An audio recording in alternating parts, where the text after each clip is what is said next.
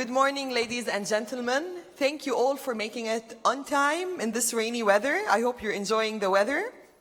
We will be starting in 2 to 3 minutes.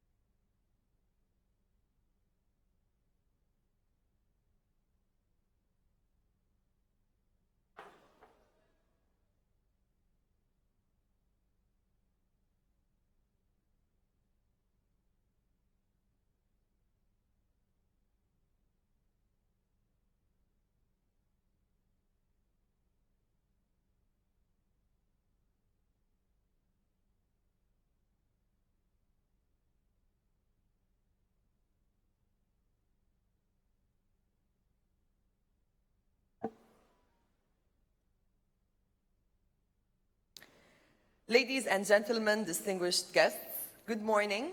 I hope you're all enjoying the rain outside.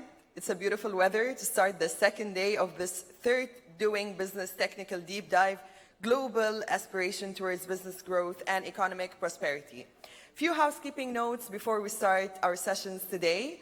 There are the nearest ladies' restrooms are located in the Majlis area right on the left side of this whole room.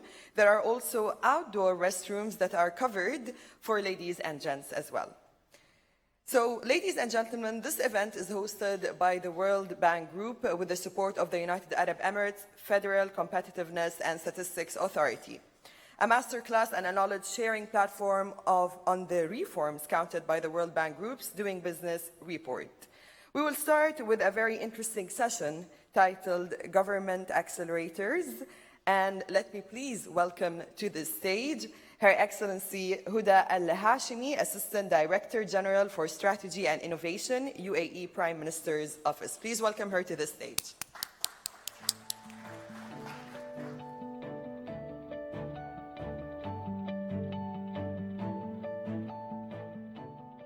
Bismillah ar-Rahman ar-Rahim. Good morning, Your Excellencies, ladies and gentlemen. It's an honor for me to be here with you all, especially for us, one of the rarest and most beautiful weathers in this country. When I was asked to speak about the Government Accelerator as a methodology for reform in government, I thought before I jump into the methodology, I need to tell you the story behind why we actually thought of this idea. As a background, I come from strategy and innovation, so it's a marriage of two very different spectrums.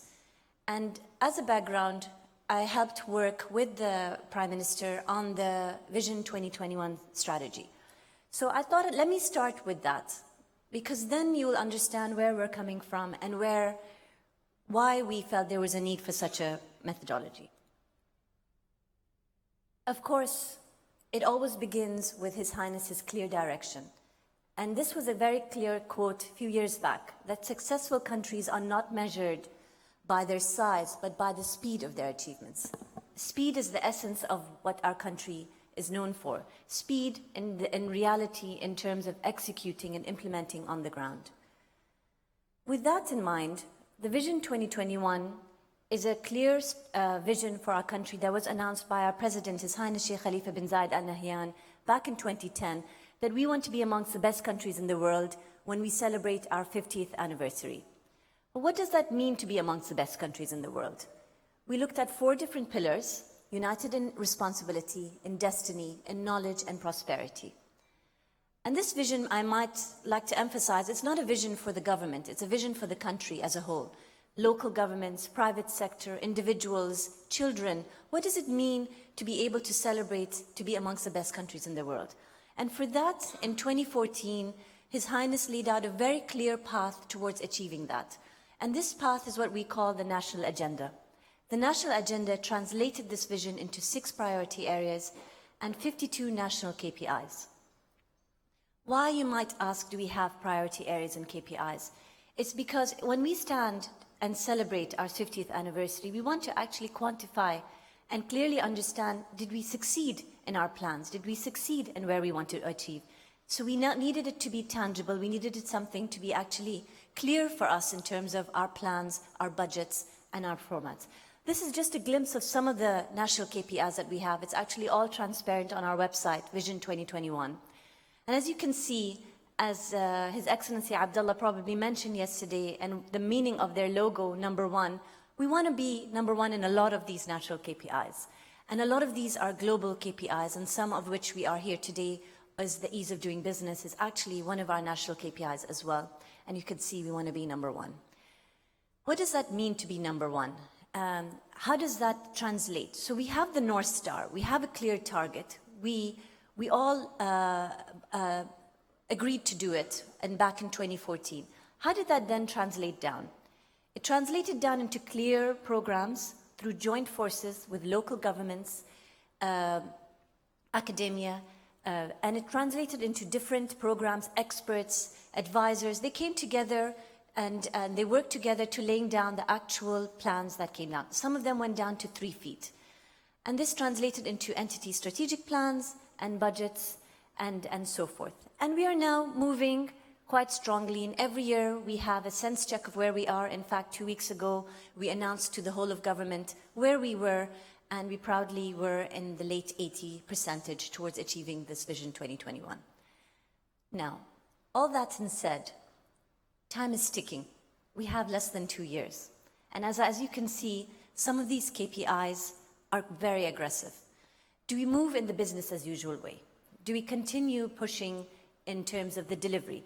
And I might add that I'm also responsible for project delivery in terms of the usual way in terms of Gantt charts, project offices, special project tracking. So we do a lot of that.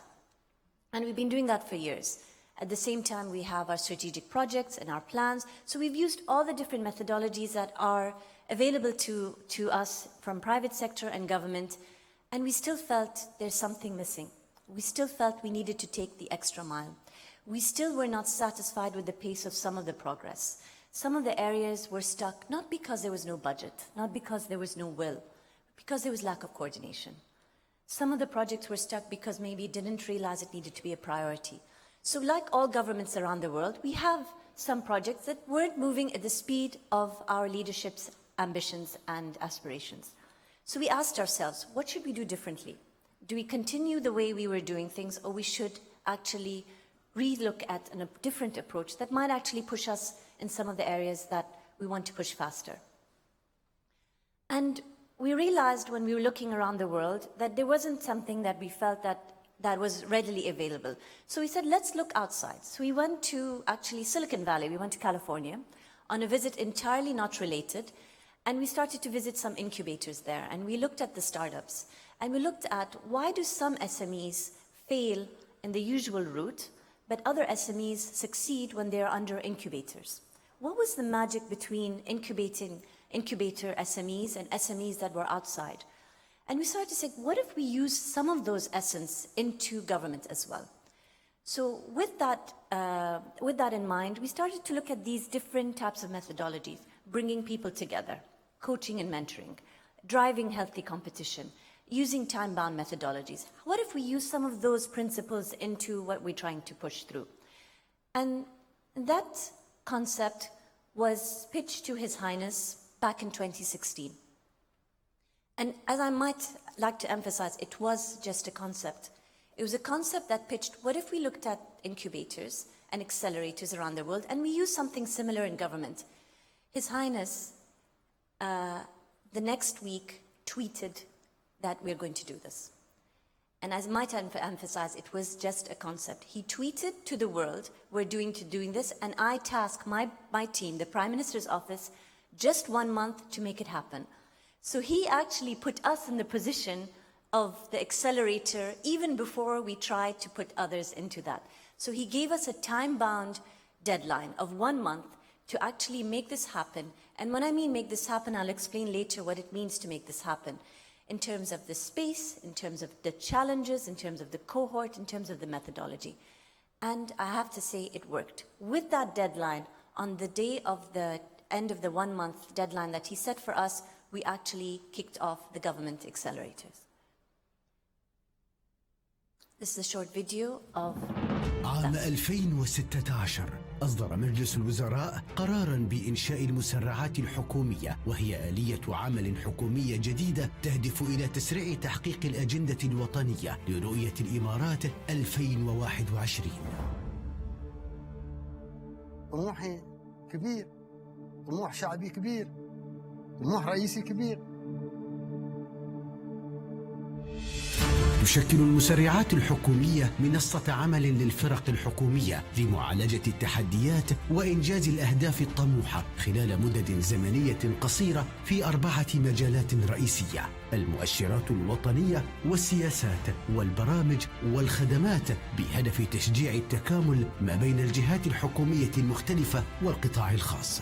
إن تجربة المسرعات الحكومية أصبحت مثالاً يحتذى به في تحويل الرؤى الكبيرة إلى واقع ملموس.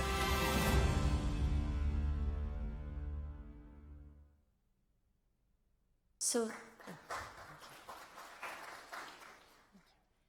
I'll be having a lot of videos, just to let you know through my speech.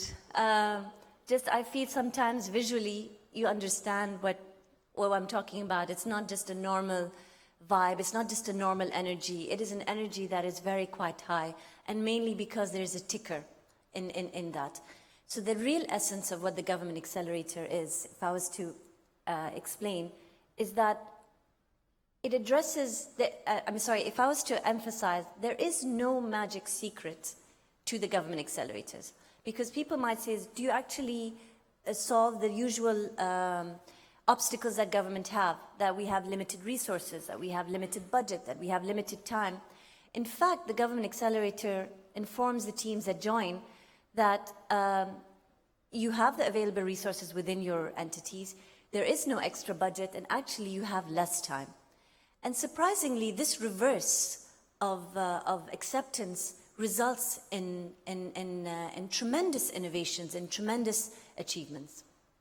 Because we always feel that if you actually have an abundance of budget or abundance of time or abundance of resources, things actually get more delayed and more complicated. Now, how do we do it? The main essence of the Government Accelerator is collaboration.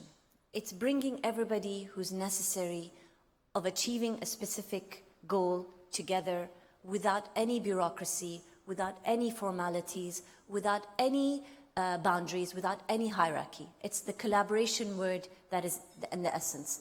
We are all used to the usual forms of committees, councils. We have that. I'm not saying we don't have that. We have that throughout. But sometimes when it's really an important project or a special project that needs to happen on the ground, sometimes we need to move away from some of those barriers. There's also always a sense of urgency. The sense of urgency is what triggers everything.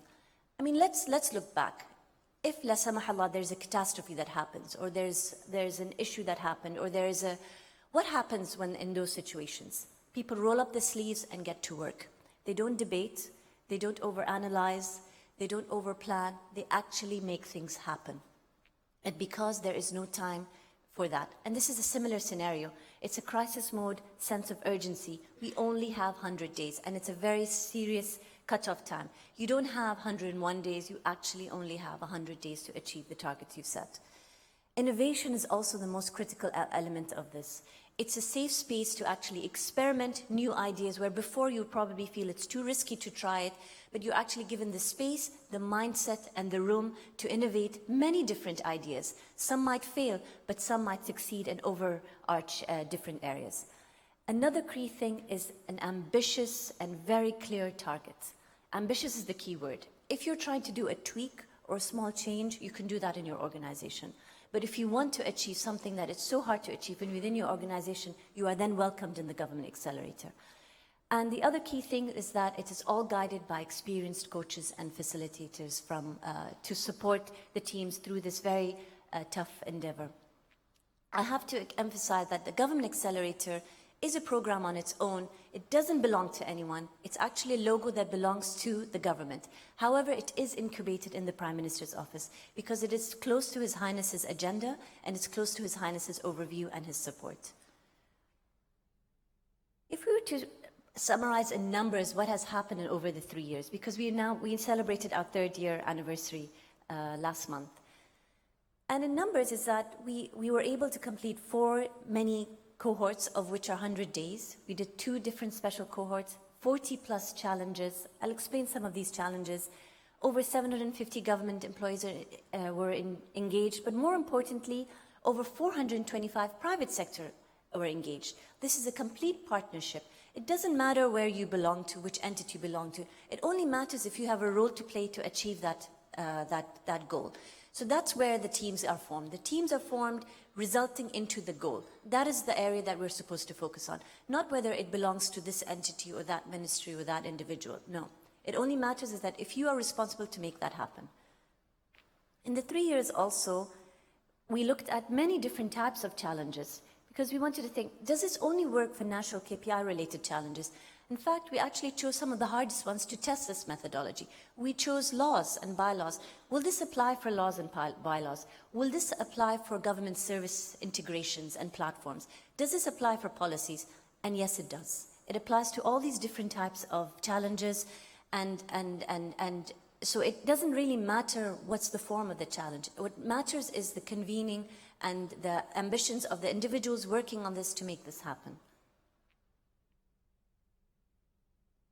If I was to look at the national agenda, going back to that, some of the programs that we did in the Government Accelerator directly linked to the national KPI.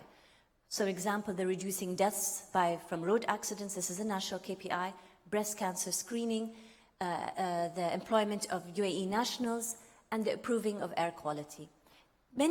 All of these are national KPIs. They were brought into the Government Accelerator because they had very ambitious targets and they needed to jumpstart and leap in their existing path towards achieving that target.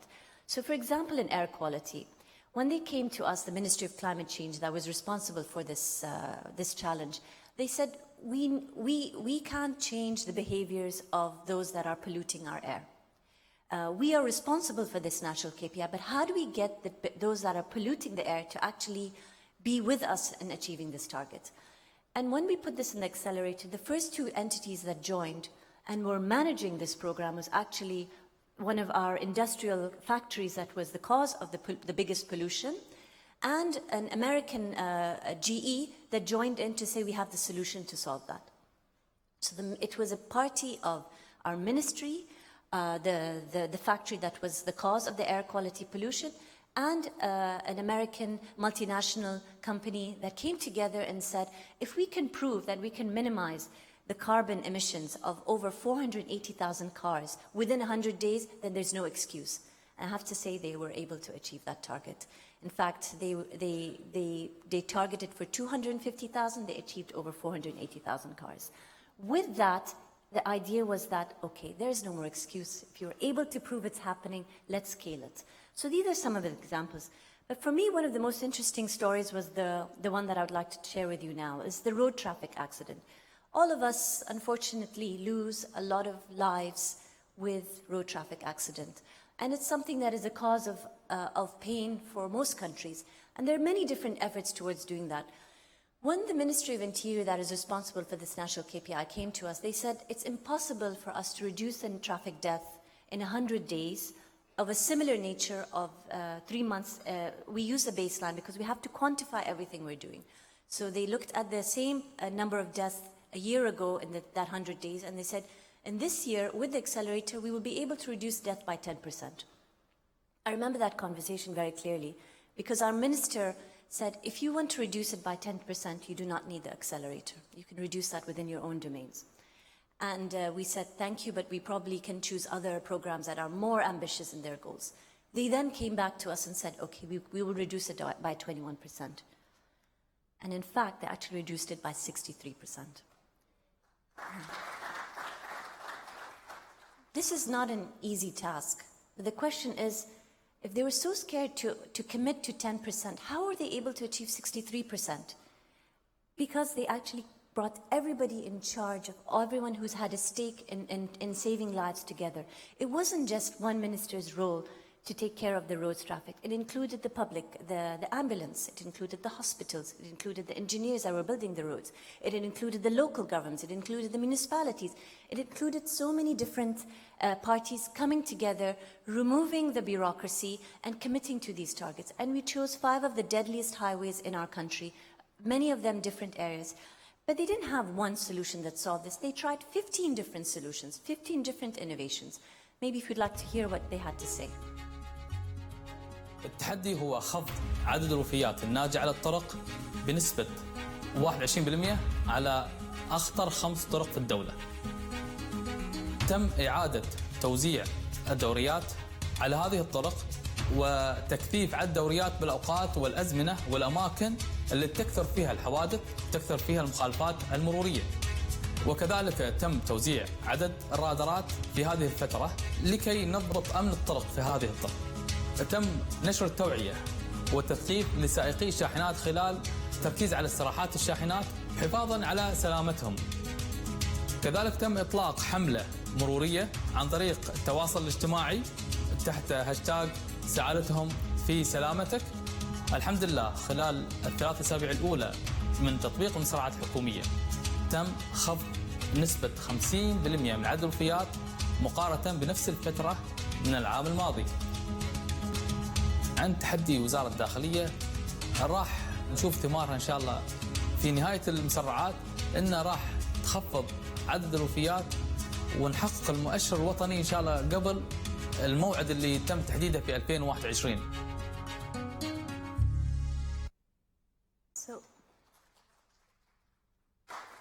So as you can see, it was a KPI, it was a number, but actually it's about lives. At the end of the day, it's about lives, it's about tangible implementation on the ground. We're not about planning, we're not about thinking, we're about doing. That's the big difference between Government Accelerator. If you have an idea, try it out, make it happen in that 100 days. The DOT idea was something they were debating for a very long time. So try it.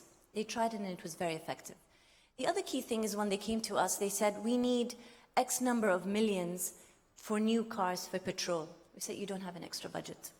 So what they did was they redeployed their resource planning to use it more effectively.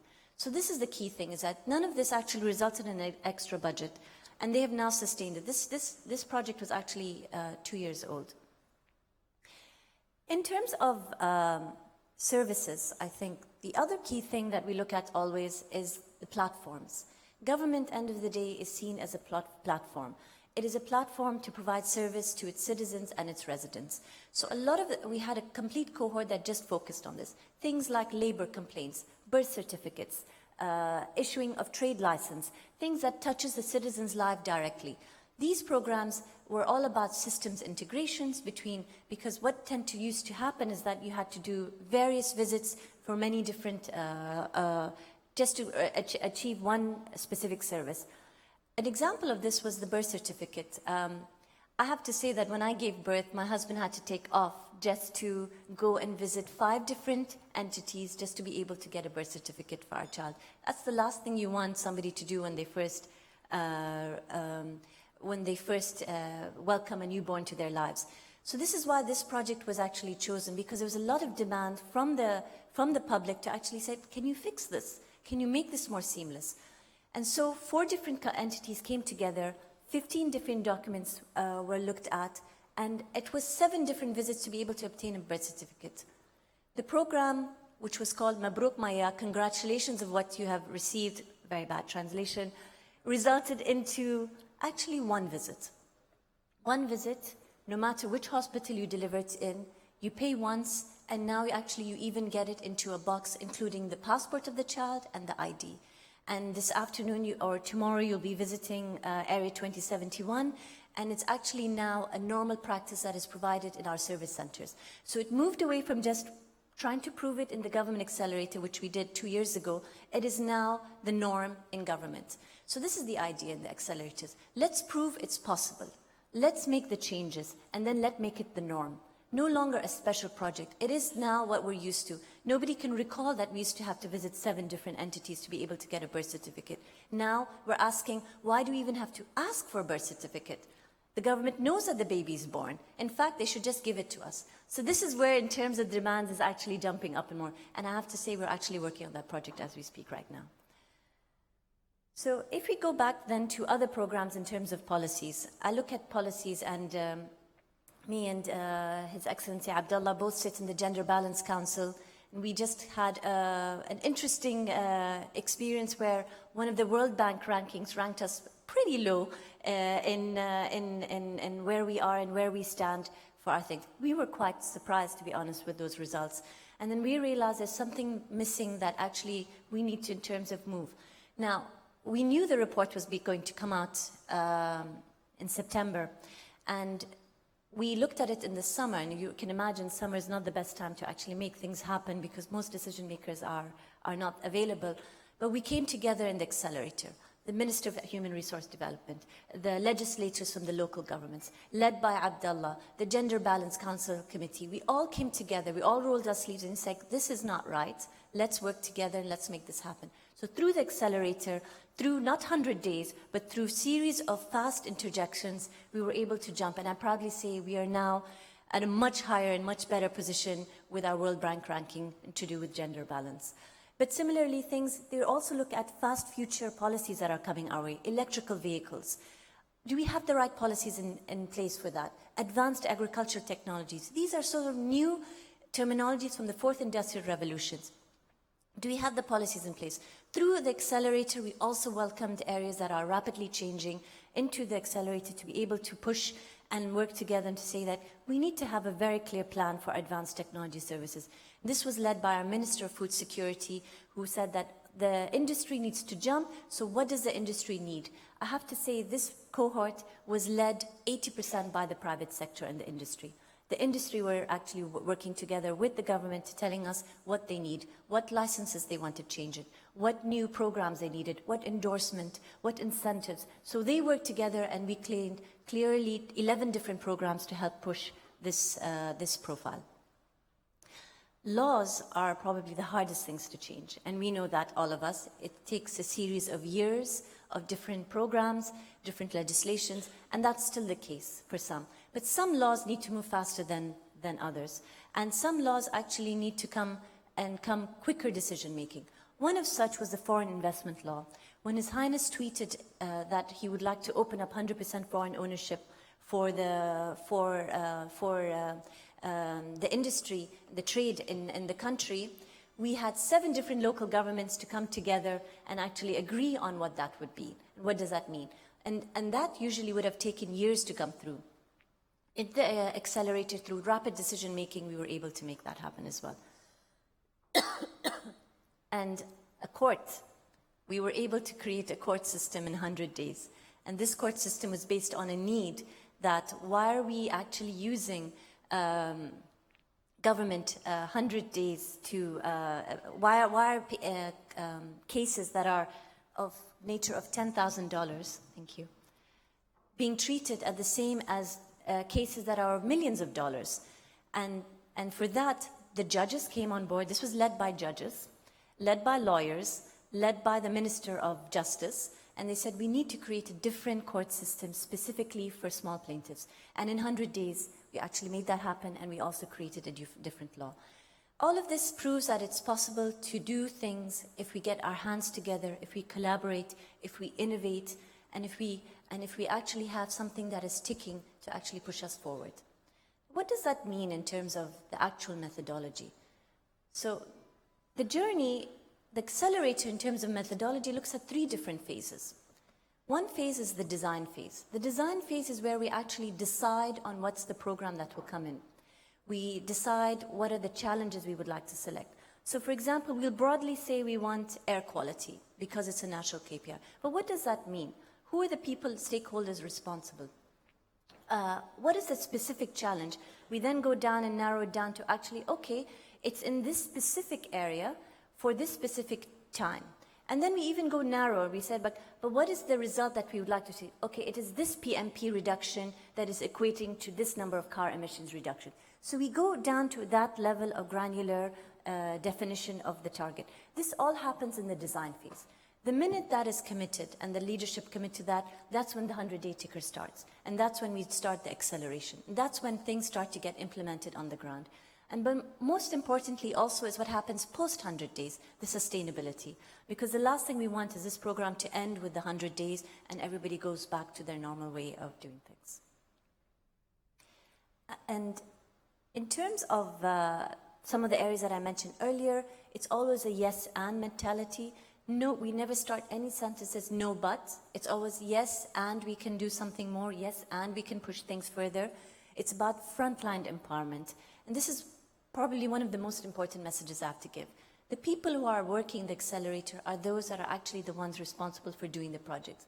Not the managers, not the supervisors, not the directors. Those who actually have a stake in actually making the things happen. So the frontline are the ones that are being empowered here. But they need to get leadership buy-in. So the ministers at the top level are actually supporting this through the design phase. And the leadership buy-in is what allows them to take the ability to make the risks and to push things through. And the most critical success factor is the right mix of people. Because you don't want people there just to say, I was in the accelerator. You want people there who can actually make things happen in their sphere during the specific 100-day time.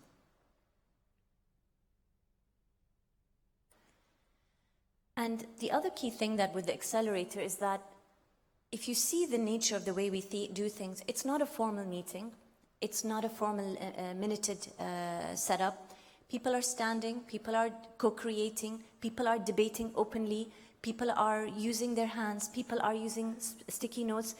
Once they're openly sharing with each other, they're competing with each other, they're working hand in hand.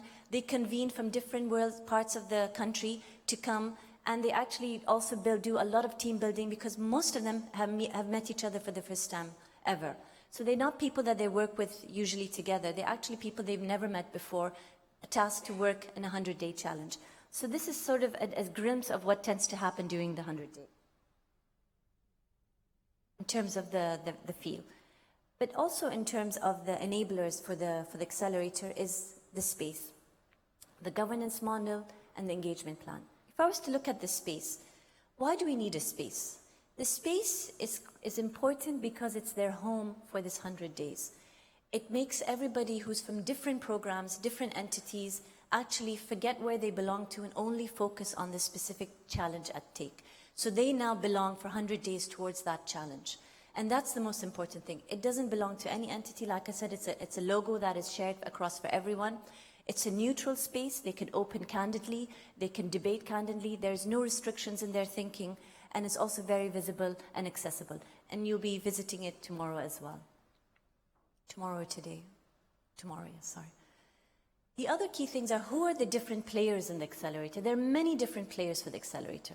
The key thing is the leadership team. They own the challenge. So when we say you have a specific program, the minister actually himself owns the challenge. The minister heavily, I might have pointed out, but some of those individuals in that video were actually ministers. They openly walk in randomly towards the teams and ask them questions. Probably in a cohort of 100 days, they probably join in maybe 6 or 7 times, uncalled, unexpected, and they just walk in and they start asking. And this is what's actually very important, because then the teams know that they have their support. The sponsors are the ones that actually break the barriers. So for example, if we were looking at unemployment, the sponsors are the ones that actually push the boundaries, open up access to data, open up access to individuals. So they're also very critical. But they also enable the teams to succeed. However, they don't have a role in making the decisions. So they have to change the way they actually usually operate. But the real stars of the shows are our acceleration teams. And of course, the coaches are the ones that are critical to help push this through. So as you can see, it's very much a marriage of bottom up and top down, where actually you need the support from the top, but you're enabling the bottom and the people on the ground to make this happen. Because end of the day, it's all about on the ground.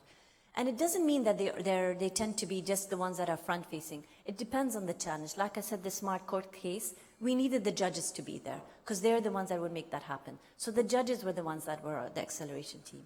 It's also about, a lot of it has project management principles into it. Because it's 100 days, we have to follow a very clear project plan.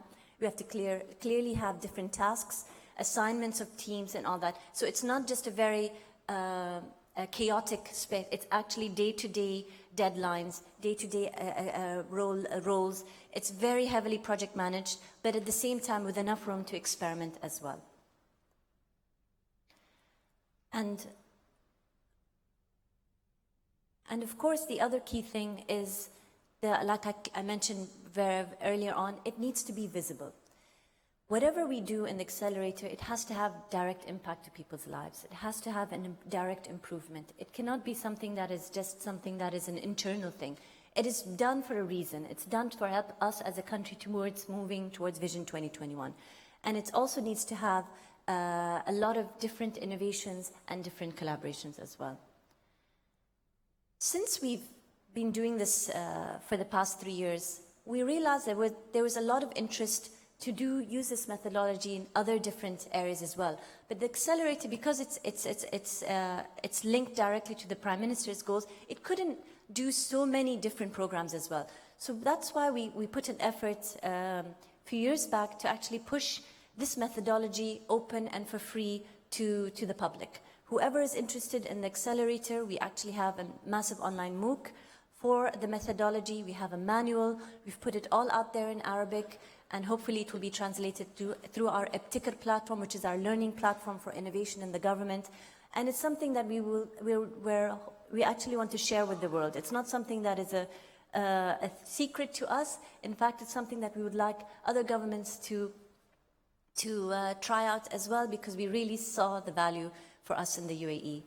And the other key thing is when we were pushing this out, it came to the knowledge of one of the professors in Harvard University who also thought that this is something that his students and his program would actually benefit at all. So this then became into a teaching methodology at the Harvard Kennedy School, and it was taught to mayors all over the world through the Bloomberg City Initiative, and it's being adopted across North America as well, and Canada. And we then also looked at how do we train some of our existing departments and our existing individuals in government to adopt this methodology within their entities, because they too probably want to accelerate some of their programs as well. So we kicked off a government accelerator diploma program, and we just graduated our first batch 2 months back, and we'll be kicking off the next batch very soon as well. And through our relationships with many different governments, we're actually now actively working with the government of Jordan and the government of Uzbekistan to actually create government accelerator spaces, methodology, coaching and training, very hands-on with these two governments as well, as we saw that there was extreme passion for it as well, and we're very honored to be working with these two governments as well. I'd like to summarize, and I think the main thing for me is everybody asks me, what is the magic wand for the government accelerator? What's the secret behind all of this? I tried to explain through my presentation that there isn't a specific secret. There isn't a specific thing. It's a series of so many different things coming together. But if I was forced to answer that question, I would say the magic wand is His Highness Sheikh Mohammed bin Rashid Al Maktoum. Because if it wasn't for his commitment, and him passing to the government accelerator, unannounced, constantly supporting the team, constantly pushing, constantly hearing the achievements that are happening. This is actually a graduation of one of the cohorts here, listening from the people on the ground, what they achieved in 100 days. Nobody would have had the same push and passion to put that. Opening the doors, the policies, the boundaries of people's ability to push things through. So I think for me, the answer is the magic wand of the government accelerators, that we have a very strong leader who's helping us and supporting us in this line. Thank you very much.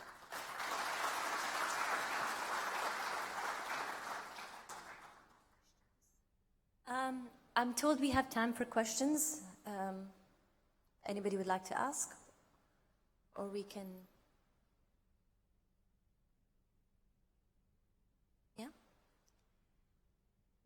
No?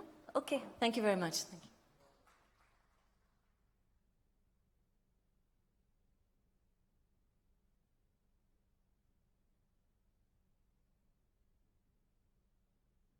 Thank you very much, Your Excellency, for your very interesting speech about government accelerators and how through it the UAE was able to turn concepts and ideas into tangible realities in no time with the support of our leaders.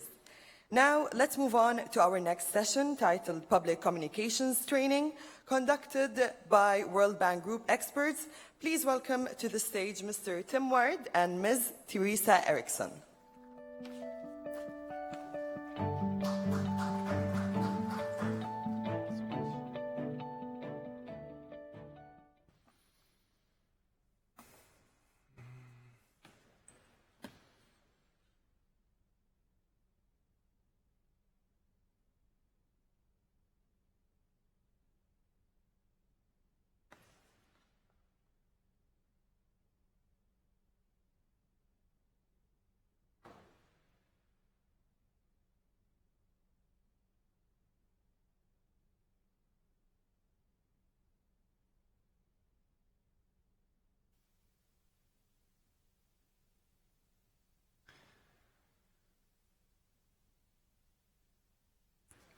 Good morning, everybody. And I'm pleased that you all managed to make it through the storm and the water to get here today. It was quite a challenge for all of us, and what an unexpected surprise in Dubai to have a rainstorm. So my colleague Teresa, who will do the second half of this session, and I are public communications experts, and we've worked with the Doing Business team Since the very day that Doing Business was founded, we worked with Simeon Dudjenkov and his first team when they were coming up with the idea of this amazing report and thinking about, well, how do we explain this and its value to people? So since then, we've worked with the Doing Business team almost every year to help them explain ways in which their methodology has changed, new findings that they're coming up with, and of course, the announcements of the rankings and the top performers for every year. So it's been a real pleasure for us to work together with the Doing Business team.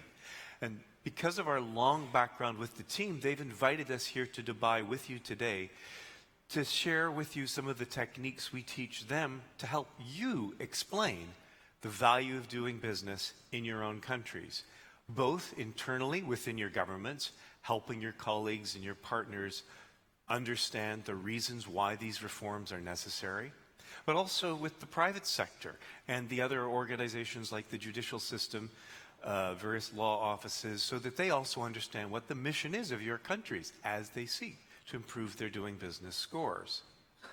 And finally, and very importantly, working with the private sector to get them to understand what these changes are, because the changes only matter if the private sector takes advantage of them and sees that things are different now.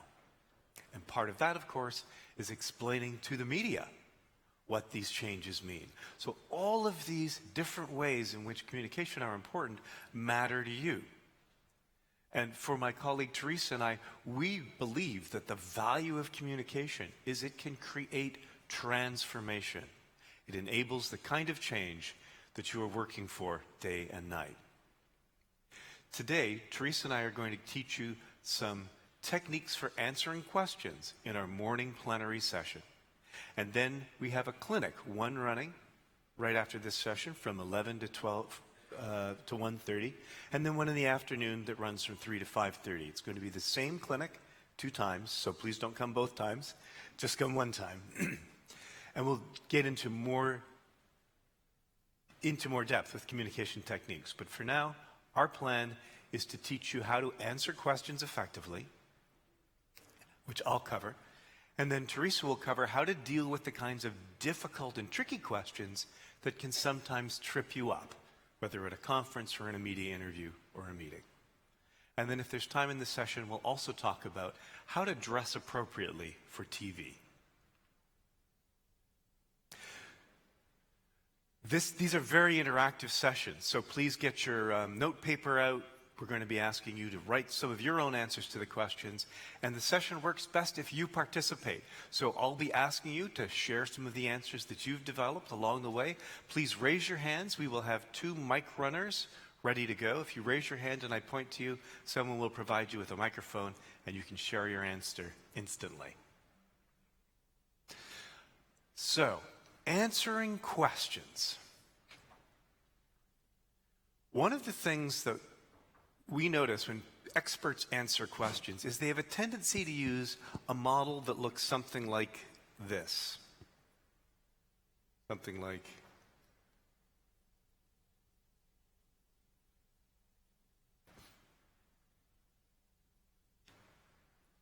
something like this. An upside down triangle. And people answer questions this way by starting with the background before giving the answer, explaining the context, the history, information that they think the audience needs to know about the answer before they give it, and then they end with the answer to the question. Have you noticed that people tend to answer the questions this way in your country, especially bureaucrats or politicians or ministers? Wow, they really like to talk a lot before answering the question, don't they? So the problem with this as a technique is it tends to do this to your audience. It puts them to sleep. And now we've even heard some people say to us, oh, but that's my strategy, to have people stop listening. But if they stop listening, they're not going to hear your answer when you finally get to it, and then you won't be able to create any change in them because they're not paying attention. So we don't like this approach.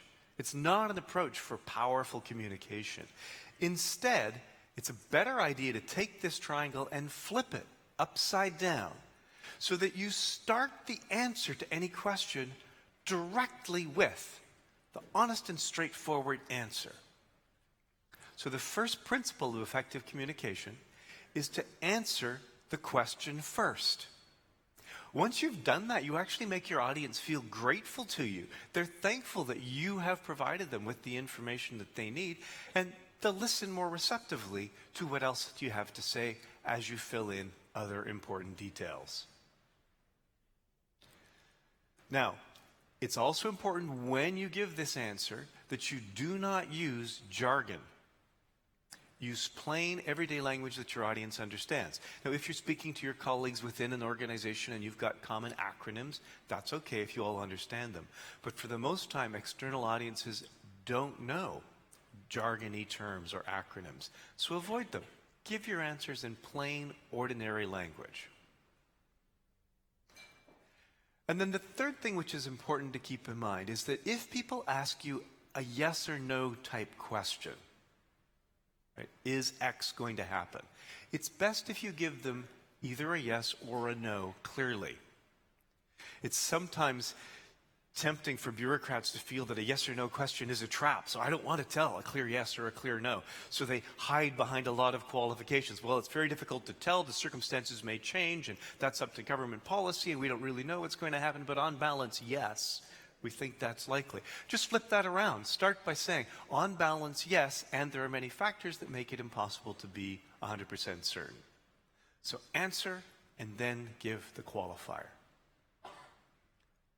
Okay, so with this in mind, I'm going to show you a practice question now. And what I'd like you to do is in 1 or 2 sentences, write the answer, just the start of a longer answer, but write the clear, straightforward answer to this question as if someone in your country was asking it of you.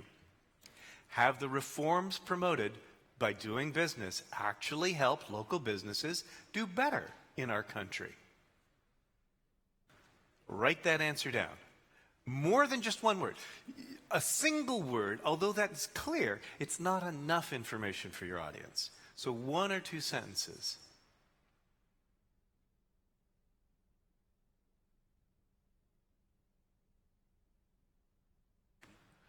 You don't need it for this session. Thanks.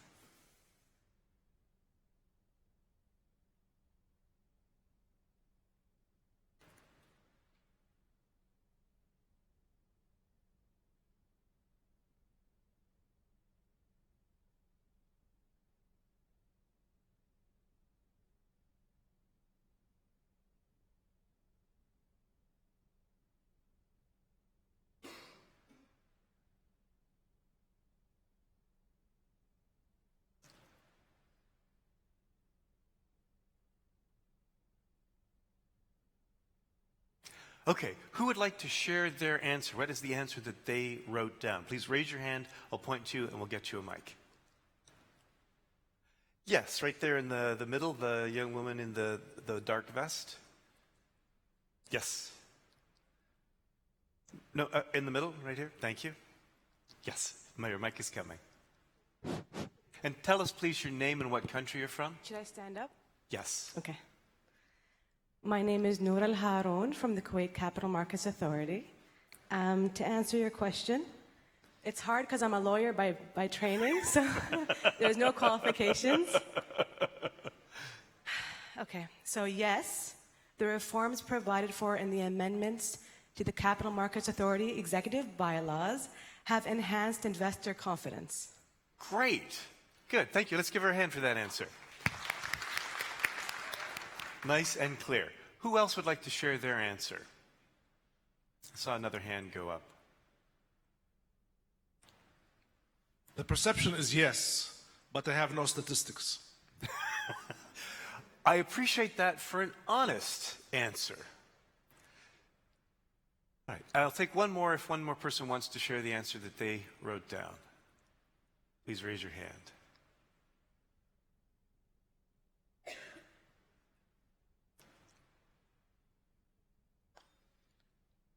Hello? Okay. Yes, hello. My name is Valerio Kwenda from Kenya. The answer is yes. The local businessmen are able to register their business online, which reduces the time it takes to start a business. Okay, great. Thank you. You not only gave us a yes, you gave us an example, which is the next part of the answer. So that's excellent. And we had one more person here at the front. Let's hear his answer before we move on.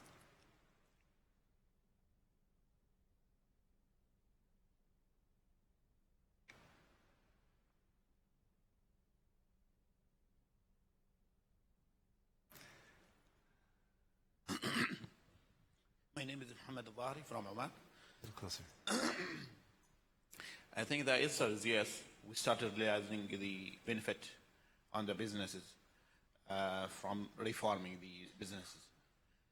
So the answer is yes. All right, great. Thank you. And I would just say, if your answer is going to be yes, please start by saying yes rather than I think the answer is yes. It sounds much more clear and positive to simply say yes, it is. All right, thank you very much. Yes, did you have a question here? No? Okay. Did you want to share your answer?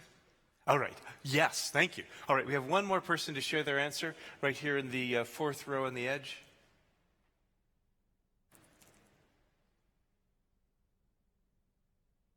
We need a mic. Thanks. Good morning. My name is Toyin Bashir from Nigeria. The answer is yes, it has, especially in the area of access to credit. In a recent survey conducted by the Central Bank of Nigeria, statistics showed that an additional 50% of small businesses accessed credit through the collateral registry. All right, great. Thank you. Again, you've given your clear yes and then a good example to back it up. And those of you who used examples, you're moving in exactly the right direction. The second step of a good answer is to back up your answer with a good, clear example. And there are several things to keep in mind to help make an example a powerful one. I'll go through these one at a time. The first is the examples should be something that is a specific and concrete reality. So a change in a registry that means a difference in the number of days that it takes or the amount of money that a business has to put forward. Something like that is easy because it's concrete. You can actually get a sense of its measurement. To be honest, some of the changes that doing business attempts to measure are more difficult to explain in terms of concrete reality. There may be abstract changes in law. So when you're explaining the work of doing business, it's better to stick to the concrete, easy ones to help people understand, unless they specifically need to know about some of the more difficult ones. Use examples that help give people a clear word picture. That means using words to create that concrete reality. One of the examples I like best that doing business has enabled many countries to do is setting up a one-stop shop. But you have to explain it, because just the words one-stop shop, those don't create that clear picture. You create the clear picture by saying something like this. It used to be that when someone wanted to start a business in our country, they had to go to 7 different offices and at each one fill out a form and get the appropriate permissions. By simply combining all of those offices in one place, one window, we help save businesses many, many days. They can do all of those procedures in one place.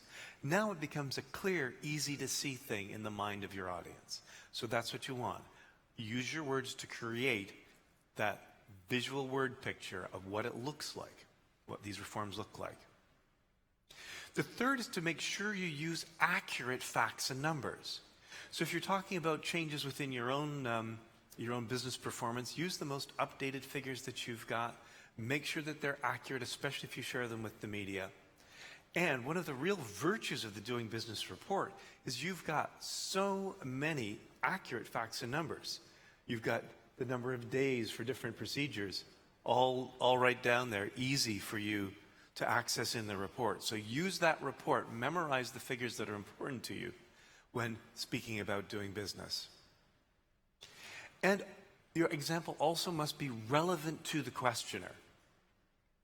So make sure that you are speaking to their interests. If, for example, you're speaking to people who are concerned about workers, then talking about the indicators that make it easier to hire and create jobs. That's what makes the most sense. And finally, sometimes you have so much information that it's tempting to give one example after another. And although that can be good, It can also be tiring for an audience. So it's best to give one really good example that you paint a clear picture of rather than several examples, like we've improved in this indicator and that indicator and this indicator. That's not as powerful.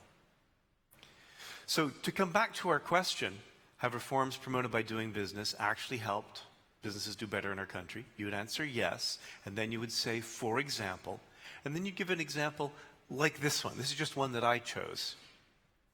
But you could each find ones from your own country. I'll read this one for you.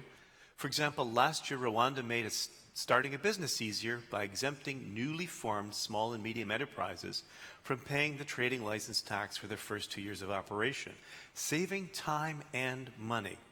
This improved Rwanda's ranking on the indicator from 51st place last year to 35th place in 2020. Nice, clear, and concrete. And notice also in giving my answer, I said small and medium enterprises rather than SMEs. So I'd like you each now to think about an example you could use to answer this question when asked by someone in your own country. So please write down the second step of the answer. What's a good example that you can use? And then let's hear what you've come up with. So I'll give you a minute or so to write, and then I'll ask for volunteers.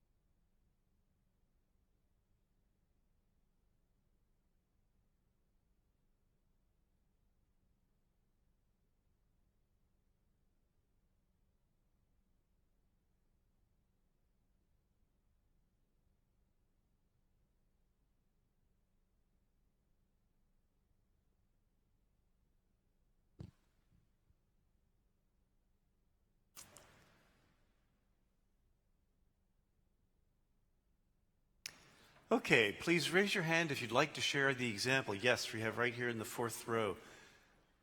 Please stand up, say your name, and read your example. Good morning, everyone. This is Lamak Tashat from Jordan. The answer is yes. It helps us in Jordan to review legislations and to draft and issue new laws, such as insolvency law. Thank you. So now you would want to say something about the insolvency law and the change that it created that actually is benefiting businesses. Yeah. So carry on. It's a new law, so it helps us to just to maybe easy the whole atmosphere of business. Okay, can I make a suggestion? I don't know the details of the insolvency law in your country, but I can imagine it might be something like this. For example, changes in the insolvency laws make it easier for businesses in trouble to stay in operations so that they can continue doing business and paying their workers, even as they go through the difficult process of bankruptcy. Exactly. That's clear then how it makes it better for businesses in your country. All right, thank you. Thank you. Who else would like to share the example they chose? Yes, we have second table at the back in the very center.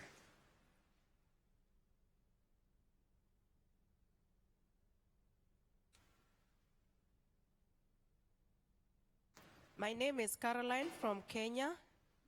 Yes, for example, in Kenya, with the implementation of electronic single window, the traders are able to submit the pre-clearance permits in one portal, And this has reduced the time and cost incurred in having to move from one partner government agency to the other. But sorry, by how much? Reduce the times by how much? 2 days. 2 days, wonderful. Yes. And from how many days to how many days? Do you know? They are able to do it within 30 minutes, but they used to spend like 2 to 4 days to move Great. from one partner government agency to the other. Super, great. You might even want to add at the end then, and you can see when trading goods across borders that a saving of 2 days matters a lot for traders, especially I imagine if their goods are potentially perishable goods. All right, thank you so much. Does anybody else have an example that they want to share? Yes. Oui, Monsieur Eli de la Mauritanie. Donc, la réponse est oui. Nous avons constaté que 1000 entreprises informelles sont devenues formelles grâce aux réformes qui ont été réalisées au cours de ces dernières années dans les domaines de création d'entreprises, la réduction des impôts et taxes et d'autres réformes importantes ont contribué à donner à des entreprises informelles de devenir formelles. D'accord. Merci. All right. Yes, and one more from here on the third table.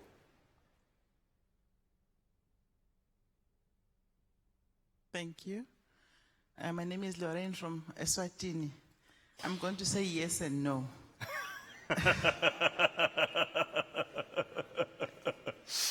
Before you go on, I'm so glad that you said this. Yes and no, for journalists at least, can be very confusing. So it's better if it's more yes or no to be able to say mostly yes, or on balance yes, or on balance no.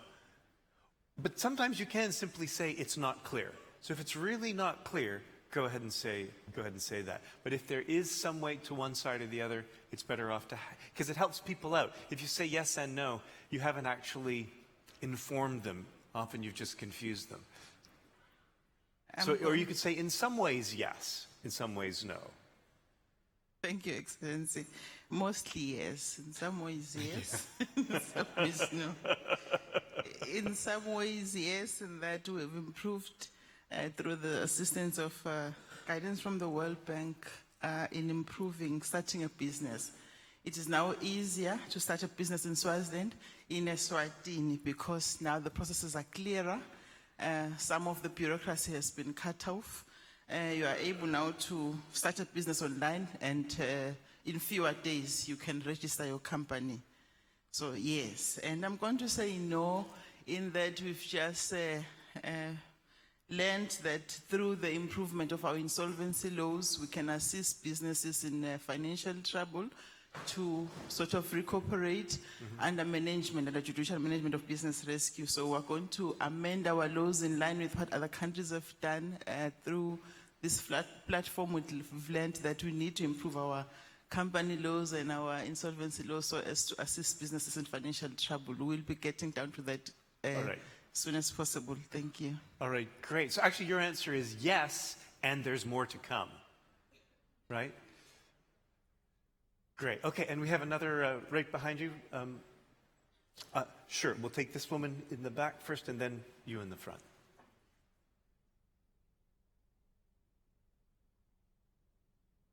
Hi, my name is Fatma Sayer. I'm from Kuwait Direct Investment Promotion Authority.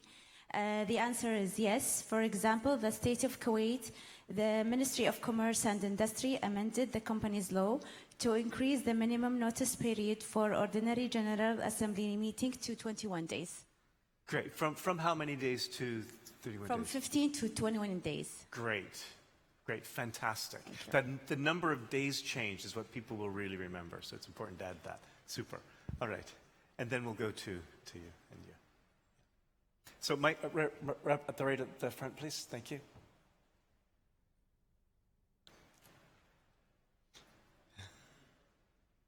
I'm Gladys Boschele from Kenya. My answer to this question, and the operative words, is helped local businesses do better in our country. So my answer is no. My example is, despite the fact, and I agree with my colleague, that we now have an e-citizen platform, that you can register companies in minutes, that you can file your taxes within minutes, that you can get your digital passport within a day, that you can get an identity card and so on. It has not helped local businesses. Inflation is higher, the economy is doing badly, SMEs are suffering, and actually the tax base in the country has gone down, and we have a higher debt level in the country than before. So despite the reforms, it has not helped local businesses. Thank you. Okay, powerful answer. There's something to be said for truth, right? So this is fine. Now, I would say in a longer conversation, you could explain that when this is different, right? When political and economic situations change, businesses will still be able to benefit from easier regulations, but the problems businesses are facing right now aren't sufficient. In fact, I think I would be asking my colleagues from Kenya, we should tell ourselves there must be a disconnect with improving doing business and actually feeling it on the ground. Yeah. Yeah. That people actually, their lives are changing and businesses are changing and the economy is improving. There's a disconnect. Right. So there must be, maybe we need those accelerators that we had the presentation today. And I'm very sorry, I think the people in my country might be unhappy with me. But I'm a member of parliament and a politician, so I say what I want. I appreciate that. And I think, yeah, let's give her a hand. I think it is important to recognize that changing business regulations only affects the regulatory framework. It doesn't necessarily solve external problems or economic problems. So it can make conditions better, but that by itself is often not enough. So I think you want to be careful here when you talk about this, that without discounting the value doing business can bring, it's also clear that doing business doesn't solve all problems. Okay, we had one more person here. Je vous remercie. Je suis William du Bénin, c'est en Afrique de l'Ouest. Je vous dirais que les réformes réalisées grâce à du business permettent de créer une entreprise en 2 heures de temps. Mais je me dois de vous dire aussi, si je suis dans cette situation de réponse, que ça ne concerne que Cotonou, par exemple, la capitale économique, que ça ne concerne pas tout le pays. Et je pourrais dire encore d'autres choses. Quand vous adressez la question, celui qui répond, il répond suivant sa position et sa qualification. Ouais, moi, je suis magistrat. Donc, quand vous me posez une question comme celle-là, je ne vous répondrai pas, oui, il y a tel élément, point. La qualité de ma réponse dépend de ma position et de ma qualification également.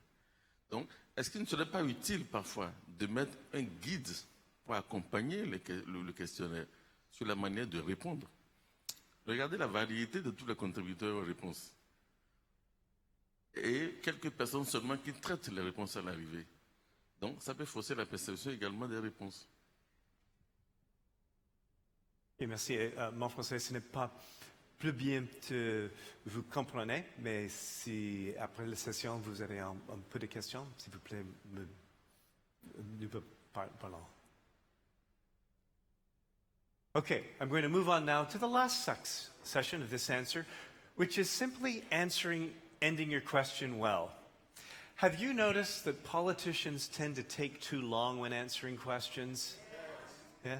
Have you noticed that bureaucrats, when they speak after a while, all you hear is blah, blah, blah? Have you ever sat in a meeting and noticed that one person is speaking and everybody else is looking at their phones because nobody's listening anymore?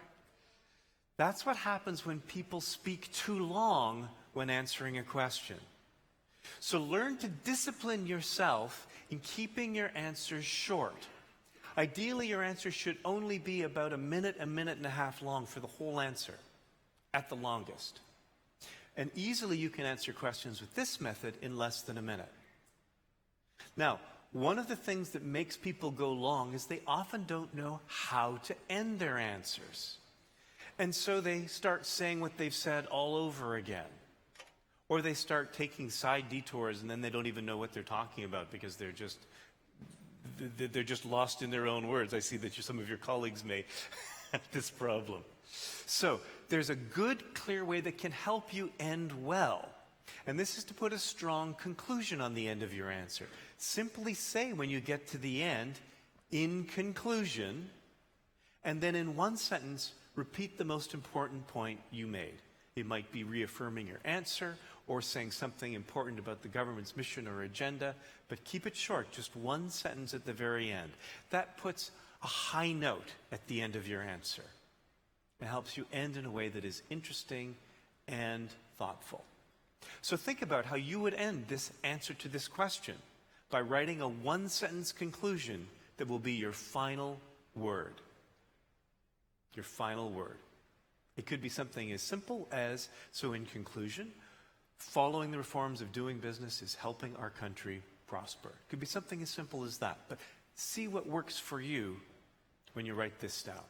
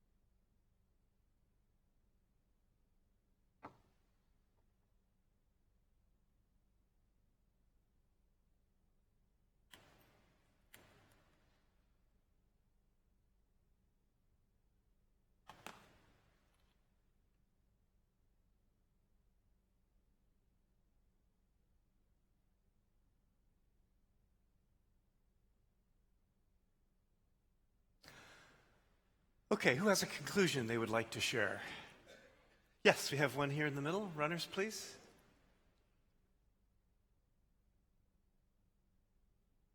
Hi, everyone. My name is Binta. I'm from Guinea. I'm just going to go over the entire question. Yes, doing business reforms definitely help local businesses improve their performances in my country, Guinea. With the one-stop shop implemented in most of the countries, government are accompanying countries and SMEs throughout life of their businesses by formalizing them and reducing bankruptcies. In conclusion, I strongly believe that doing business reforms are aligned with my country development goals, specifically related to private sector performance. All right, great, excellent. Aligning doing business with your own private sector goals. Beautiful. Who else?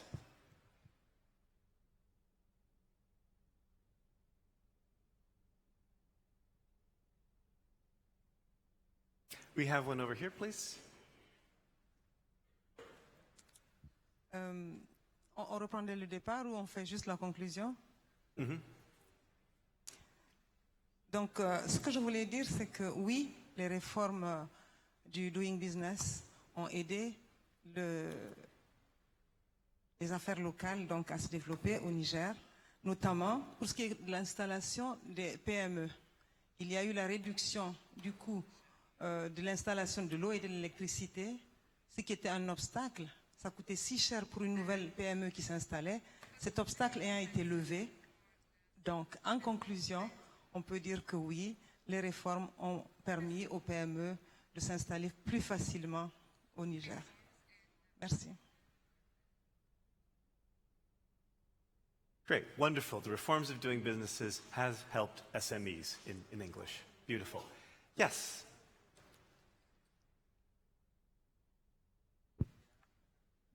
In conclusion, it is imperative that the reforms should be expanded to trigger not only ease in doing business, but also to trigger economic growth. Great, thank you so much.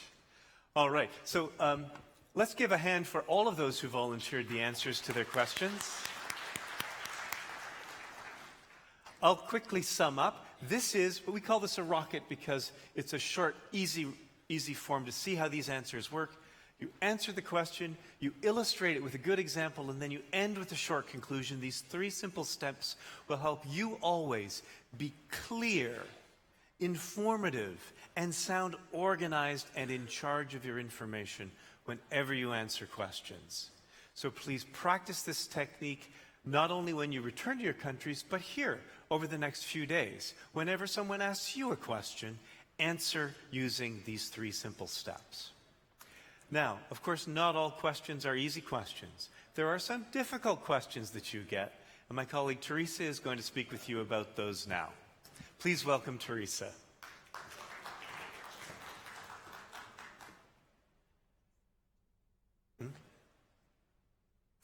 This is on French.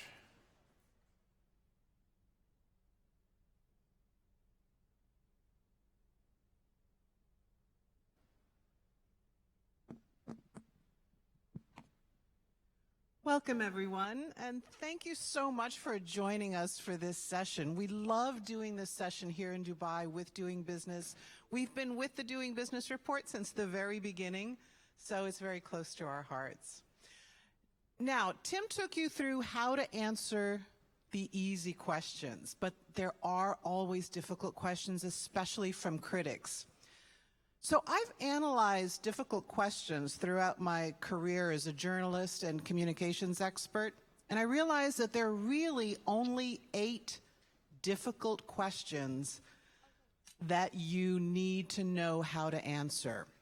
And I'm going to teach you the 4 most difficult ones, the techniques on how to deal with the 4 most difficult questions. So let's take a look first at questions that are legitimate questions that you should be answering, but that are very hostile. First, there are questions that are false, but can be quite damaging depending on how you answer them. These are questions like this. This Doing Business report is only meant to help foreign investors grow richer. It has nothing of value to help our country prosper. Isn't that so? Now, the first thing that you need to say when you get hit with a question that's false and damaging is, that's not true. That is not the case. I disagree. There should be no ambiguity between the false charge and your answer. And too often I find that people either try to make a joke, so they say, oh, I certainly wouldn't say that. I don't know where you would hear that. But then the audience thinks there's some truth to it. So immediately say, that's not the case. Now, I find that most people get into trouble because of what they say afterwards. Our tendency as humans is to repeat words that are fed to us. So we tend to deny false charges in the very words of the accusation. Journalists love to get these kinds of negative quotes. So things like, I am not a crook. If you always deny what you're not doing, it creates the impression that maybe you are a crook. So watch out for denials. And these are all over the news. We are not a monopoly. What do you think? They're probably a monopoly. We did not have a secret meeting with the IMF. Aren't you thinking they had a secret meeting with the IMF? We are not currency manipulators. Now I'm thinking they might be currency manipulators. I'm not a desperate coach. Don't be afraid. Now I'm afraid. So don't tell me what you're not doing or what you're not. So instead, tell me what is the case rather than what is not the case or what you're not doing. So in the previous example, this has nothing of value for our country to prosper. You want to say, that is not the case at all. In fact, Doing Business only surveys domestic businesses in the country to find out which regulations could be streamlined. So this is telling me what is the case instead of what is not the case and what you're denying. So now I'd like a volunteer to tackle this false and damaging question. Every year Doing Business only has bad news to tell about Africa. Wouldn't it just be better to ignore this worthless report? So who would like to try answering this question with the right technique? Raise your hands. Yes, there's someone right here in the front.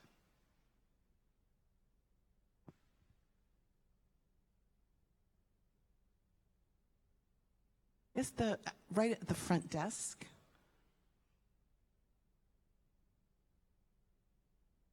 So I disagree because I think Africa is one of the best performers in doing business with, like, for instance, 73 reforms this year. And what they call what they call bad news is just area of improvement for the countries in Africa. Okay, perfect. So you didn't deny, no, it's not true that this report only has bad news about Africa. And then you told me what was the case instead. Very nice. All right. Next is the hardest question to deal with when you're answering questions. And this is what I call true and negative. These are questions that have some element of truth in them, but they're asked with highly explosive language that makes it quite hostile. So questions like this: given our country's development needs, why should we focus our scarce resources on these ridiculous Western-imposed doing business reforms? This is a legitimate question to ask, and yet it's asked in such a hostile way that your instinct is to get very defensive. And then you get an argument. And one thing you don't want to do with journalists is get into an argument, because they have the last word. They're the ones who write the story. So it never serves you well to get into an argument. So what do you do with these questions? The first thing you have to do is to reword the question, because right now you're dealing with value judgments like Western imposed. These are words that you cannot argue because they're opinion. So you have to reword the question first before you can answer it. And you use one of these rewording techniques. You're asking this: I understand your concern. You're concerned about, and then you name the concern in neutral language. So you choose, there are a lot of different ways to reword questions, and these are some of the easiest ways. So with that example, I would reword the question this way: why do we see these reforms as a priority for our nation? Well, there's mounting evidence that reforming business regulations help companies thrive. Let me give you an example. So you reword the question to get at the legitimate question, not at the question that's hostile, not at the version of the question that's hostile. You're not making the question easier, you're getting at the underlying concern. And let me give you another example, because this is the toughest kind of question. Critics say the doing business rankings are not relevant because you only measure domestic firms. Relying too much on these indicators is really misleading. So I would reword it this way: does doing business tell you everything about a business climate in a country? No. Here's what it does show and why it's important for us. So instead of having an argument, you can take control of these questions by the rewording technique. So now I'd like you to try one of these questions. These doing business reforms could be a waste of time. So what if we move up an indicator or two in the World Bank report? So how would you reword this question in order to answer it?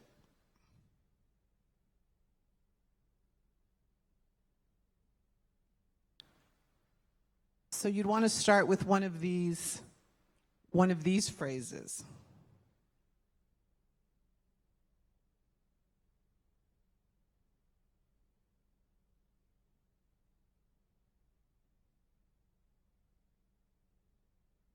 All right, raise your hand if you'd like to try to answer this question. First, you have to reword it, so you frame the rewording in the form of a question.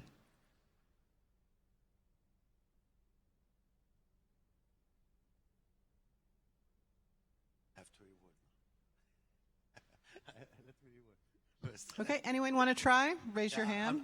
I'll try. I'll try. Okay. Yeah. There's someone in the back here. Yes. You find that you might find that there are 11 indicators in the doing business report.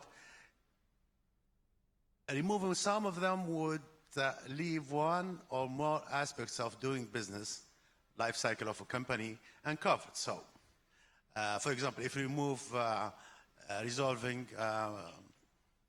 enforcing contract, then you leave all that part uncertain for companies. They don't know what would happen if they have an issue with enforcing contracts. So maybe it's not a good idea to remove any. It would not be a good idea to go beyond 12 neither. I didn't want more. So you want to frame it in before you that was a good answer, but first you have to reframe the question. So in fact you're taking control. So I think where you were going is you were saying, are we overly concerned with these indicators? No. But first you have to frame it in the form of a question. Yeah, it's hard to do it quickly, but Yes. it takes practice. Yes, it takes practice. This is the one technique that takes practice, and the more you do it, the easier it gets. So if you listen to the news, if you listen to interviews on TV, whenever you hear one of these kinds of questions, practice rewording the question, and it'll get easier the more you keep practicing it. Here's another way of answering it would be, are we implementing these reforms just for a better ranking? No, these reforms have real impact. For example. So this is so much better than what you hear a lot of people doing when they get hit with a difficult question, they just ignore the question. This way you suffer in terms of credibility. So be ready to answer really tough questions instead of only answering questions you like. With these techniques, you can become bulletproof. Yes, we have a question in the back. The way to phrase it, is improving the indicators worth the time spent on it? Yes, it is. Indeed, it has had an impact on increasing business, etc., and jobs and whatnot. Yeah, really nice. And the quicker you can make the rewording like you just did, the better, because you can move into answering the question. Really, really good. All right, now let's move on to another set of questions that can be very difficult. And these are questions you should not be answering because they are really outside of your sphere of accountability. They're either off topic or they're beyond your authority to answer. So let's take a look at some ways to finesse not answering questions. The first kind of question that you should not be answering are misdirected questions. These are questions where you are not the person that should be giving this response. So what you do is you say, this is beyond the scope of my authority, you should be asking that question to so-and-so. Now, most people just stop there, but that's not enough. The best thing to do is then to bridge back to what you do want to talk about, to something on a related topic. And this way, if you keep going, people will forget the question. So you want to use one of these ways to redirect. That question should be addressed to so-and-so. Here's what I can tell you about. Now, here's a good example. Is it true that the Ministry of Economic Development has had its budget cut by 10%? You should not probably be the person to announce that. So that question should be addressed to the minister herself. I can tell you about a recent policy measure designed to help entrepreneurs start their businesses faster. So get back to something you can talk about instead. So here's a question I want you to practice. What's your government's view on the overly high taxes in France and how it's caused violent unrest? Does the French tax system need to be overhauled? How would you redirect that question?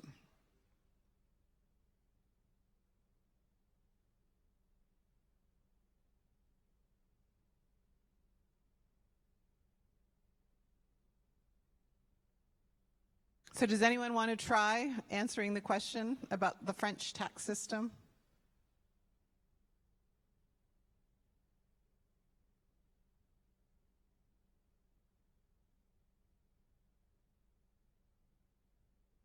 Yes, we have a volunteer here.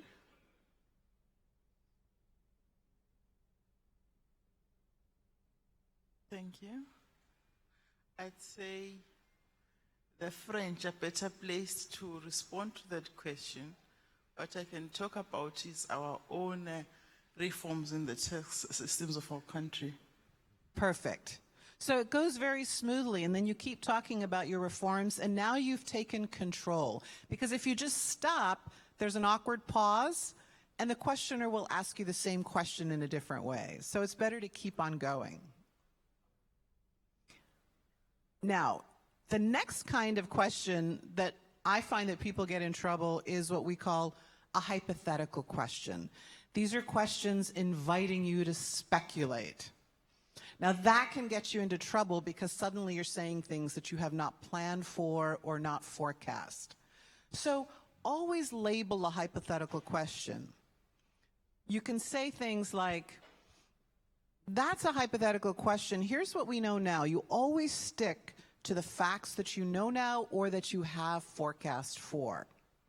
Or that scenario is highly unlikely, but here's what our forecasts say. So stick to what you know instead of starting to opine about the future on the spot.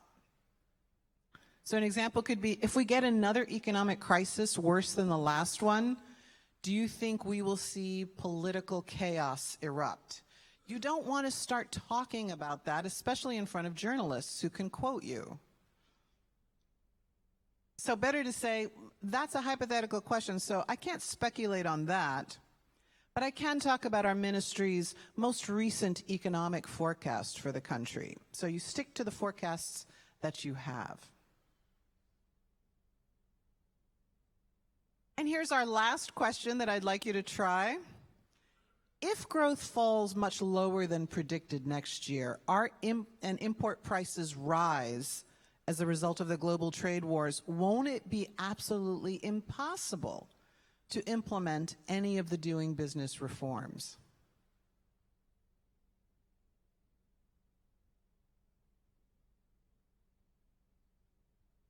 So raise your hand if you'd like to attempt this one.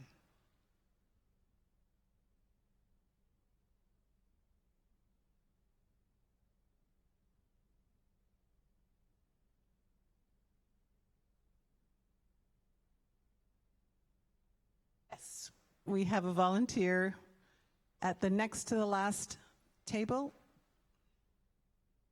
That's a hypothetical question, but I know we have the budget for reforms this year. Perfect. Really nice, succinct, and to the point. Very nice.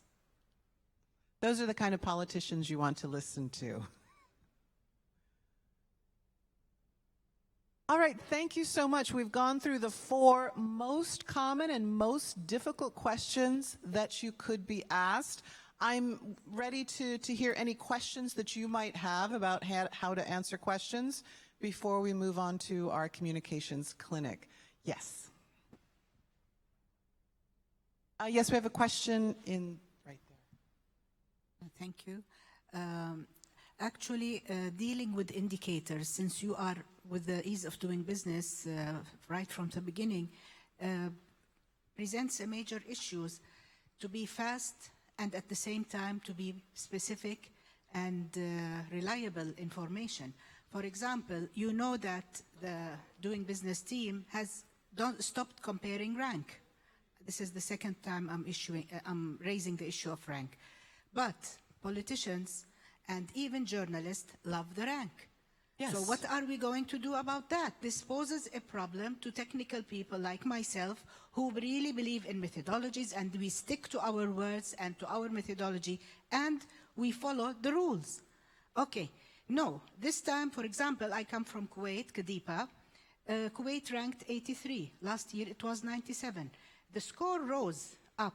We focused on the 4.8% rise in the score, which put Kuwait for the first time among the top 10 improvers. But the journalist asking, how much in rank? Okay, how can I explain to them that the World Bank does not really consider rank? And that is an issue I really want to address, because People go back. They open the book. Last year, Kuwait 97, 83. Okay, 14 places rank. We improved 14 places rank. No one is looking at the doing business score. Please find a solution for us because this is not helping us. Thank you. If I had the power, I would grant you. It gets your worse. wish. It gets worse when people go to time series. When they go back 10 years and they open the old doing business, disregarding all the changes, and they make time series based on rank. And this is a catastrophe. This is a problem for technical experts because the news is not a technical report. The news is the news, and they want the narrative. The narrative is, where's our rank? Did we go up? Did we go down? That's what journalists want. And when you try to explain that it's technical, they look at you like you're crazy. Yes. So I agree with you, and this is an issue. What I would say there is when you're dealing in these kinds of issues, you really have to come up with your narrative for how doing business is doing in your country. And that means you have to come with great examples, and you have to explain what's improved or what hasn't improved. But they still want the ranking, and they will find the ranking. So you have to decide within your own organization, do we want to be quoted as giving a rank?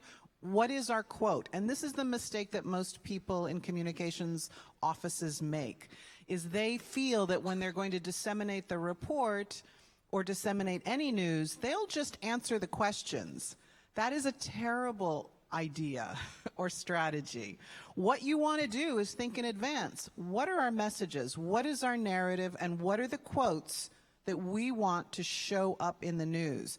If you don't have that discussion ahead of time, then everybody will have something different to say, and the journalists will just make their best guess as to what they want the story to be. So make sure that you have your quotes ready in advance, and you're never going to get away from the issue that journalists want the rankings. That's what makes doing business so popular, because they ranked countries. Any other questions about how to answer questions or some difficulties that you encounter in answering questions? Would you please? Yes, we have a question in the front too. But do we have someone in the back? Yeah. Asking a question? Yes, right here. Sometime in the public, talking to the public, we might not need to present some of the figures or some of the facts, and we want to limit ourselves to some facts or general statements. So how to deal with that? I tried to actually the last question, not to share an answer without sharing a detailed fact of it as a number. So normally we get in this position when we are in TV or on radio. So how we deal with it?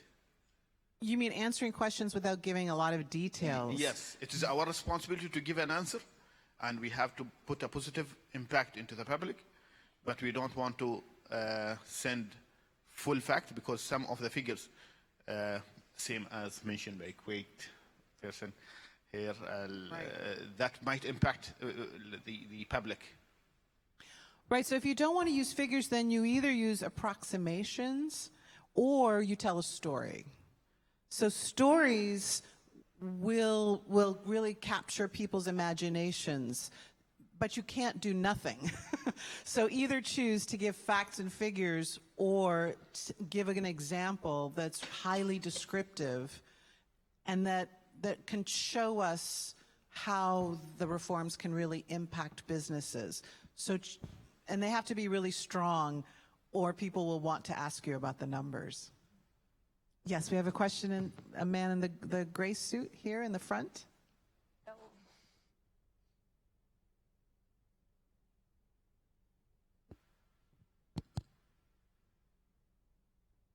My name is Chikwerem Obi from Nigeria.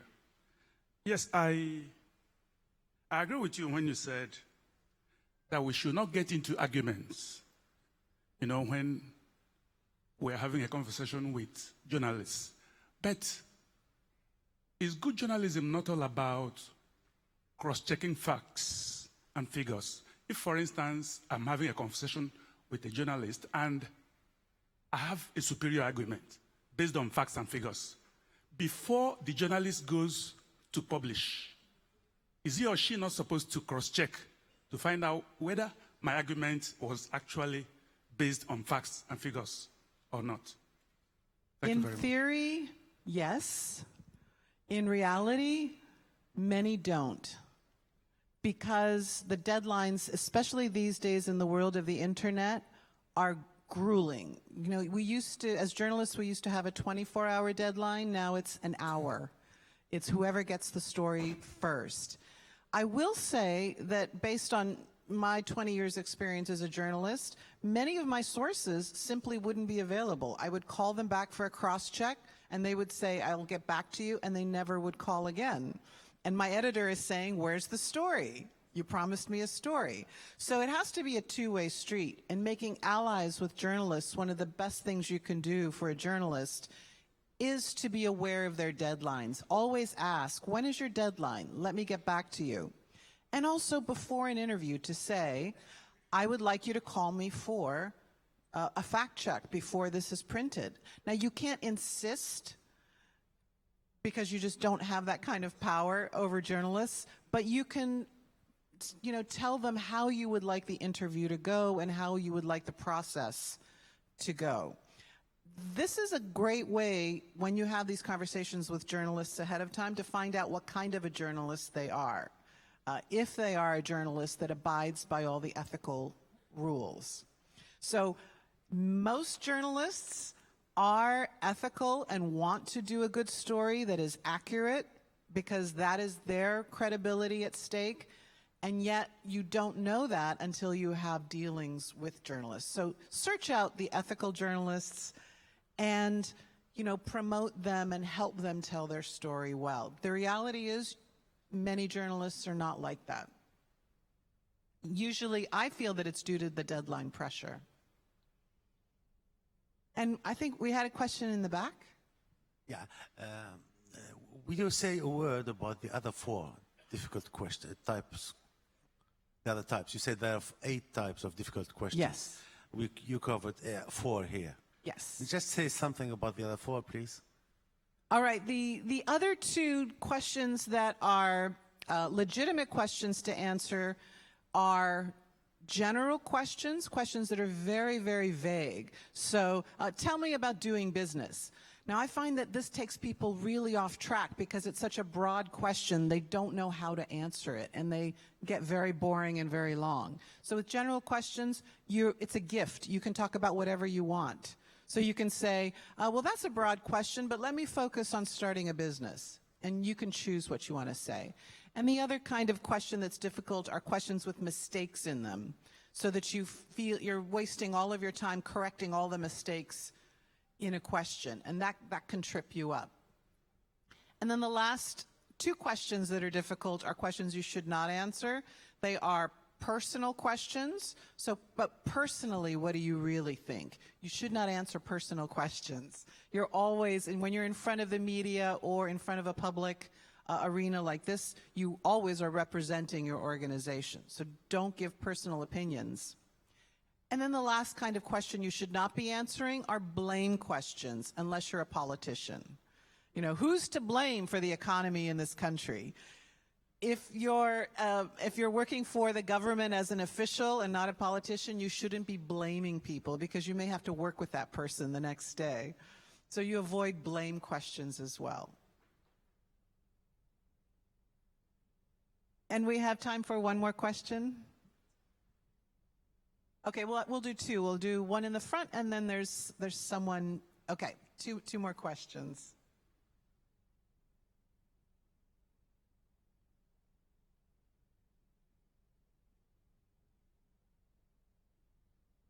Okay, there's one question. I like it actually, but I have a way myself to reply to it, but I'm not sure whether it's correct or not. The question which is inside it, 5 questions or 10 questions. Yes. It's one question, but inside it, many questions. I pick one of them, answer it with detail, close it. Is it a correct way? To answer, what kind of question is it? It is one question, but inside it, many questions. Oh, I see. Someone asked you many questions. Many question and one question. Right. Yes, that's the right way. Don't answer all. If somebody asks you 5 questions, don't answer all 5 questions. It's better to say, you've asked a lot of questions, but on the whole, here's the question I hear that you're asking, and then go ahead and answer that question. That's absolutely the right way, the right thing to do. And we had one more question here in the back. Thank you. My question is on some of the indicators are fairly technical, and I'll give an example of protecting minority investors and resolving insolvency, where some of the measures are things to do with, disclosure index, shareholder rights, a fairly technical issue that even if you were to address to a member of press, they may not really get what you're trying to say. Right. Whilst we know it's so important because investors globally and also locally will benefit from an issue like this.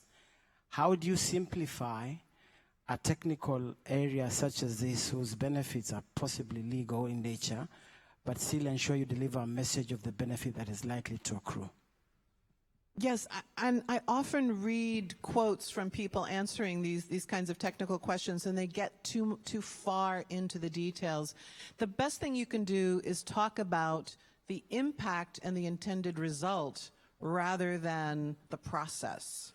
So instead of talking me through all of the technical changes and the numbers, in that case, it's better to say, now, what is the goal of these reforms? And then give me an example of how it will make things better for a company when these reforms are passed. So focus on real-world impact rather than the technicalities and the process of the reform. And that's one mistake that I often see when people are talking about doing business. You talk about the numbers, but not about the so what factor. Okay, fine, now it takes 2 days to start a business, but what does that really mean for businesses? So you forget to tell us why that's important or what difference does that make. And that's one of the most crucial points of talking about doing business, is the result, not just the process. All right, thank you so much, everyone. You've been such a helpful audience participating with us. We so appreciate your energy and your attention. We'll be doing a longer clinic after this that we're going to be discussing other communications issues and giving you some more tips. Thank you so much.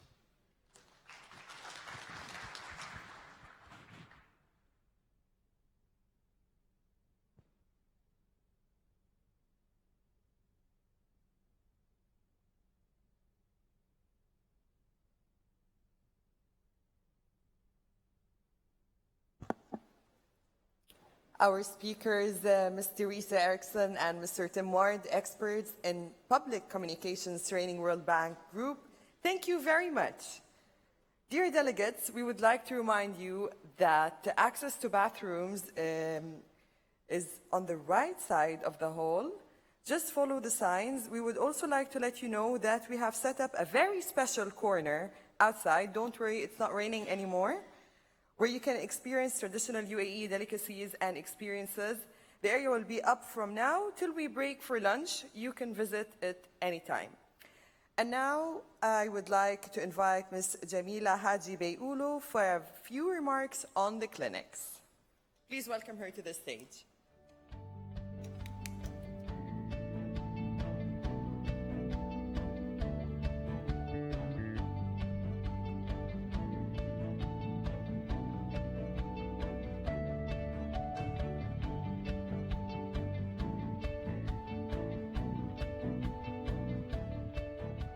Good morning, everybody. Hope you guys enjoyed Team and Teresa. These are favorite communication experts, so we really needed to make sure that they're here. And please make sure to sign up to their plenary sessions this morning as well as afternoon. I have a couple announcements about how the agenda will roll out moving forward. So as you know, according to the agenda, we're starting with the clinics.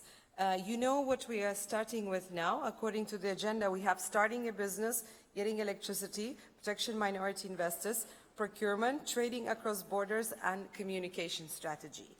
The rooms, there will be signage for all the rooms, and as you know the food area where we had lunch and breakfast. The rooms are across the hall here. Most of the clinics are going to be there, except for the communication clinic, which will take place here in the main room. Both communication clinics will take place in the main room, and the translation will be offered in this room. All the other rooms, the clinics will be actually delivered either all in French or all in English. Other countries that come with their own translators, they can take them to the room that they agree to. So I will give you now the names of the clinics and which rooms they will take place. Starting a business will be in the room called Neroli. This is going to be starting a business in English. Getting electricity will be in French, and it will be in room Bergamot. Protection minority investors will be in French, and it will be in room Citronella 1. Procurement will be in French, it will be in room Citronella 2. And trading across borders will be in English, will be in Tangerine. Again, once you step out, you will see the signage of the rooms there. I have a few more announcements to make before we break and move on to clinics. Is about something that a request came for, and we wanted to make sure we accommodate, is the bilateral meetings with the doing business team, with the members of the doing business team. I know this is in high demand, and we wanted to make sure that if there is a request happens, it doesn't happen for 1 or 2 countries, it's open for all. With that in mind, before lunch, we will put up a sign-up sheet for all the experts with their availabilities. And we will ask you to fill out, same as we did before in previous years if you have been here. If not, what you'll see is a sign-up sheet, expert availability, and a slot. We want you to please enter your names, your country, delegation name would be enough, and say that you want to join us during that slot to meet the expert. This sign-up sheets will be at the information desk, which is again in the food area. I also want to talk about the site visits. They will be taking place tomorrow afternoon. There will be 5 parallel site visits. You should all have received registration link for that. There's an email that you received. We want you to please make sure you register. There will be translation offered in all the sessions. So it will be English and French during all 5 site visits. Finally, I want to mention that some of you would have received a request from us, the World Bank team, to highlight your country during clinic presentations, during clinics. I want to make sure that you know what we're talking about, and if you have any questions, please come up to me or the related members of the doing business team. But what that entails is essentially, if you have some slides, that's great. Please share with us ahead of time. I know some countries have prepared presentations. Some just want to make comments. Some you can just maybe mention the practice in your country, same as we did during the speed networking. So it doesn't have to be very formal, but if you do have a presentation, that's fine. If you have not been reached out by us, if I didn't reach out to you, and for instance, you have an excellent expert in a specific area that you want them to present during any given sessions, please come see me, and we will see if we can feature you. So with that, ladies and gentlemen, we're ready to start with the clinics. It's 11 sharp. Let's not delay this and start ahead with the clinics. Thank you very much.